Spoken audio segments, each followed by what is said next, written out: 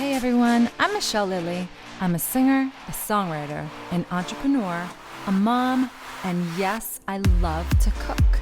Welcome to my channel, MichelleLilyTV, where you'll find everything from official videos to live shows, and also me cooking right at home all of my favorite recipes just for you.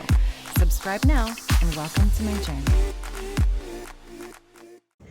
Hey everyone, welcome to Cooking with Michelle Lily on MichelleLilyTV.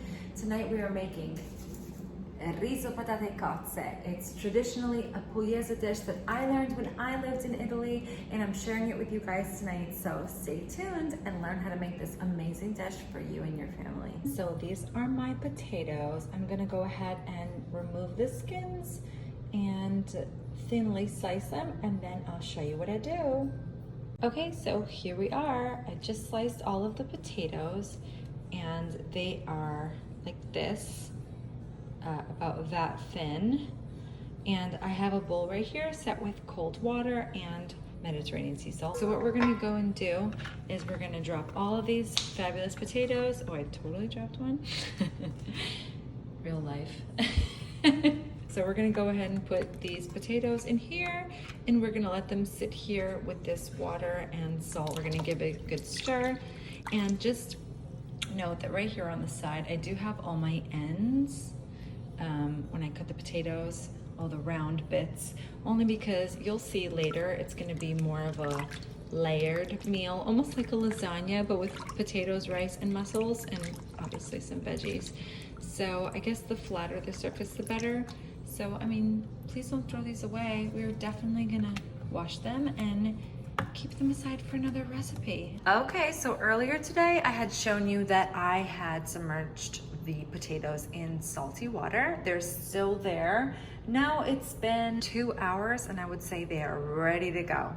So here are the rest of my ingredients. Here we have on your right, we have Italian parsley.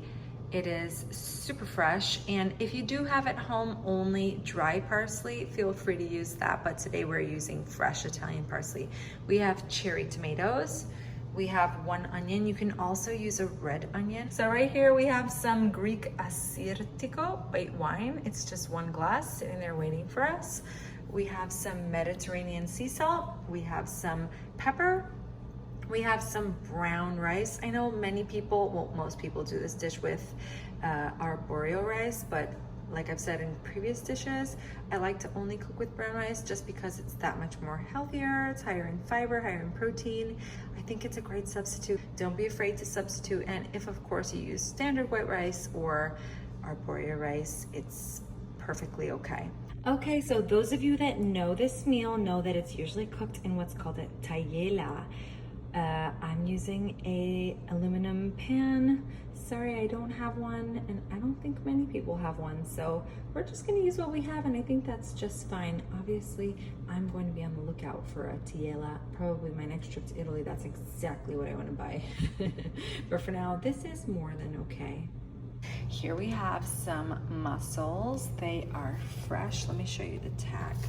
So they are organic pay mussels. Make sure you have some fresh mussels, because that will make all the world of difference as opposed to frozen mussels. I wouldn't suggest it. I'm going to go ahead and put this down, and it's all up to me to open up these fresh, beautiful mussels. I'm going to open up one by one by one by one. So here I am, about halfway done, and I was thinking, how hard is this? And I just wanted to give you guys some pointers. I'm like bending down so you can see me. I wanted to give you guys some pointers on how to open these mussels, because I know they're gonna be very difficult for most people at home. So let me teach you guys. You take the mussel, this is the way it's shaped, and you use this side that's like more curved, not the straight side.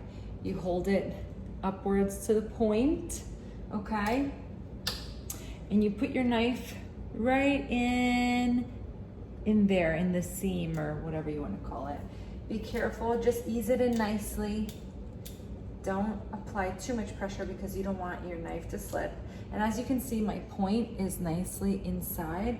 Now, I've seen videos where people keep it in their palm and they nicely push it over and slide it. I think it's a little too risky. So what I do is I apply a little pressure, but then to do the big bang and to make it open is I put it against a flat surface and I hold it, obviously not in the back where you're gonna put the knife, but in the front, and you just do a bam, and that'll completely open your mussel so that it's perfect. You give it a good scoop, okay? You give it a good scoop around, and that's done. And then you do the same with the other one. And I just really think that applying the pressure on that flat surface, it makes all the difference between slicing your hand off and not. So I was just saying that this is dangerous, and I actually cut myself. What a finger to cut myself on. So to add to the ingredients, also in this recipe, you would normally use pecorino romano, but since I find it a little strong in taste, I'm going to mix pecorino romano with classic parmigiano. This one is aged 10 months. It's the one that I use in most of my recipes. So I'm gonna go ahead and mix those, and that will be the cheese that I'm using. Okay, so here I am. We are finally ready to start putting our ingredients together. As you know, I had cut my finger. That's life. Just know that this is a tedious job. It took me literally, I'm looking at the clock, like almost 2 hours to open all those mussels. So set aside some time. I know this is not an everyday kind of meal. This is a special meal. Tomorrow's my birthday, so it's definitely a special celebration. So that's why I'm making patate, riso, e cozze. Anyways, right behind me, I have all of the ingredients lined up, and I'm gonna show you how I layer them all. Okay, here we are. So we start with my pan. You're gonna go ahead and put some olive oil on the bottom. I always use extra virgin olive oil. And then grab your potatoes that have been soaking now for a couple hours in this water with salt. And you layer them. I start with the potatoes. Feel free to overlap them a bit, that's fine. It's almost like a lasagna, in the sense that you really create layers.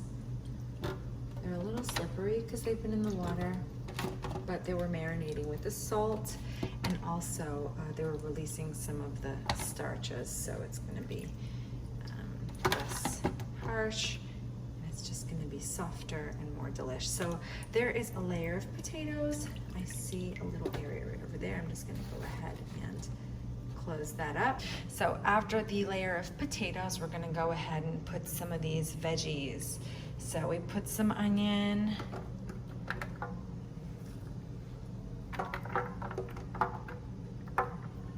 I forgot to mention before that you need some garlic as well. I put 3 cloves. I am a lover of garlic. I've seen people put only a few cloves in there. I put 3. You know, I guess it's to one's taste. Then I use fresh parsley. I like it whole. I'm not afraid of parsley. I think it's delicious. It's God's gift to us on this earth. And some cherry tomatoes. I cut them into 4s. This is looking colorful and delicious already. Then you go ahead. I have my mussels over here. They're releasing a lot of juices. We don't want to lose any of that. We put some over here, and you spread them around.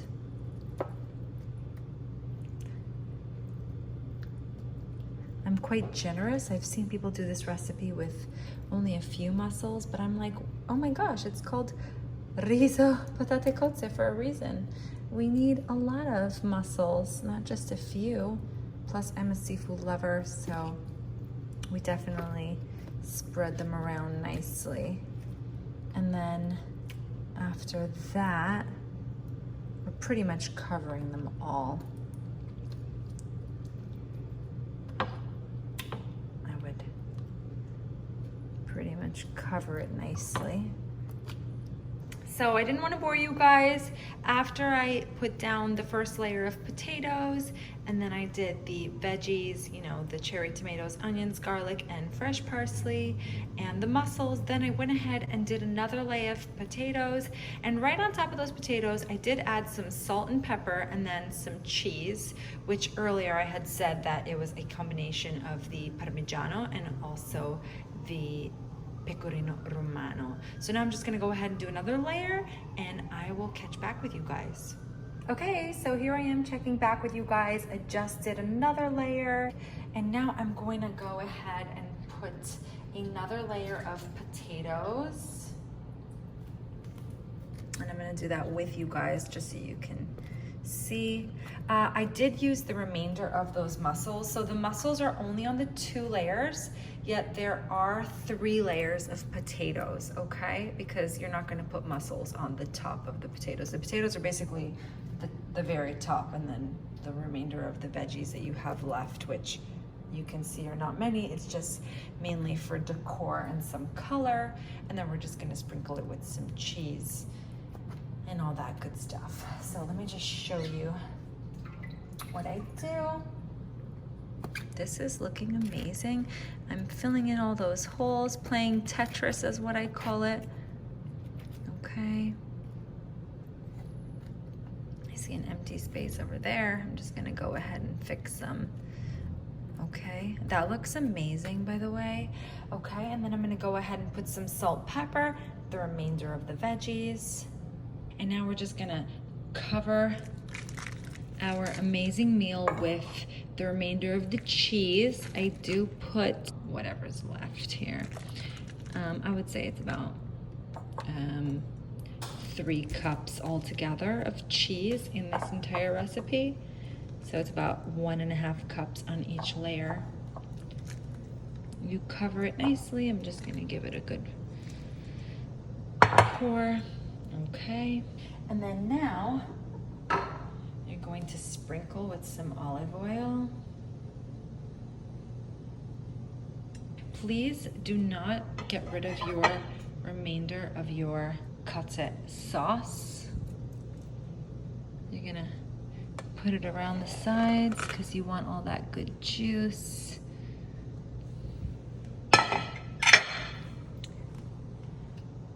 I only did 1 layer of rice because I just didn't want it to get too dry, but I have seen people that do put 2 or 3 layers. And then they put less cozze. I personally prefer to do more cozze and then less rice, and I do, you know, the standard 3 layers of potatoes. And then we take our white wine. We also put that around the edges. You basically want to make sure that your meal is completely covered in juices. I mean, that was white wine, and the rest I'm going to cover with water. So we're going to go ahead and fill in those corners with the cheese, just so that it doesn't look funny. You know, it's all about presentation with these meals. Obviously taste as well, but presentation is a big thing. Hey, so I just put the dish in the oven. The oven has been set to 400 degrees Fahrenheit, and it's gonna sit in there for about an hour. I had covered it with aluminum foil, and we're just gonna let it sit. And then I will take off the cover and raise the temperature to 450 just to make it nice and brown and crispy on top, and I'll definitely show you guys when I do that, so stay tuned. Hey, just checking in with everyone. So the riso patate and cozze have been cooking now for 50 minutes at 400 degrees. I'm gonna go ahead and take it out of the oven and remove that aluminum foil and show you what it looks like. Okay, so I just removed it from the oven and I removed the cover so I can show you what it looks like.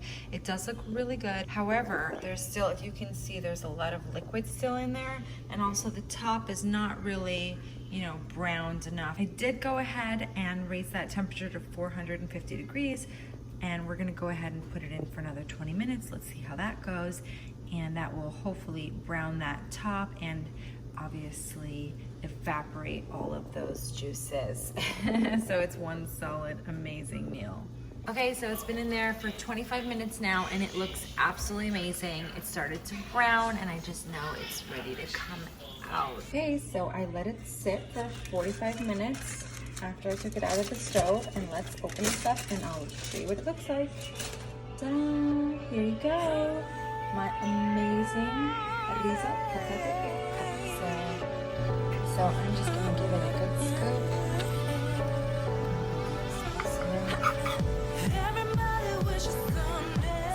Riso Patate.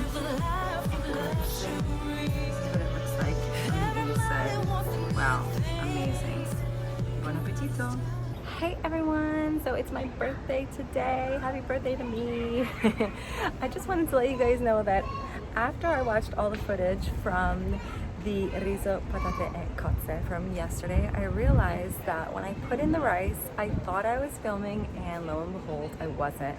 So I just wanted to fill in the blanks here because some of you are probably thinking, what on earth happened there? So technically it would be potatoes on the bottom, then I did the veggies, then I did the mussels, then I put the rice, then I did the potatoes, then cheese, then veggies, then mussels, then potatoes, then cheese, okay? And the leftover veggies, of course, on top as well. So that's basically what it is. 3 layers of potatoes, 2 layers of mussels, and 1 layer right in the middle. Underneath that middle layer of potatoes is the famous rice that I wish I had filmed for you guys. But anyways, stay tuned for a new episode. Ciao!